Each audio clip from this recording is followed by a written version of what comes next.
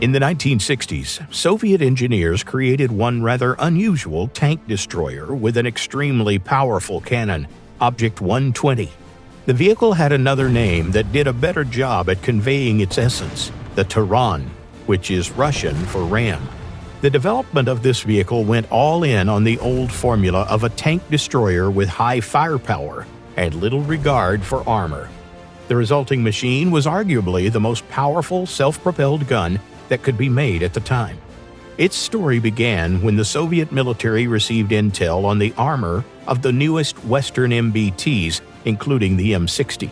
Across the pond, American designers had data on the performance of the most widespread Soviet tank, the T-54, so they tried their best at protecting the M60 from its cannon. The Soviet Union took the news seriously and began work on a solution. Military engineers doubled down on developing new tank cannons, missile systems, and other anti-tank weapons. Some of this work resulted in truly exotic machines like the IT-1 and the Object 775. At the time, both sides of the Cold War already pioneered guided munitions, but the Uralmash engineers decided to try the well-trodden path one more time. They took the chassis of the Su-100P self-propelled howitzer and added a rotating turret with a new cannon to it. The platform had been tested with large-caliber guns before, so the task was clearly tangible. The resulting cannon, designated the M69, was a true breakthrough. It boasted enormous power, enormous even for its caliber of 152 millimeters. The length of the barrel exceeded 9 meters. At the same time, its design was practical and reliable.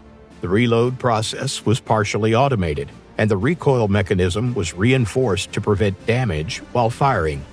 The cannon was able to fire several types of shells. Shell number 1 was the finned, discarding sabot type, still exotic at the time. Its penetration rate was close to the tank shells used in the 1980s.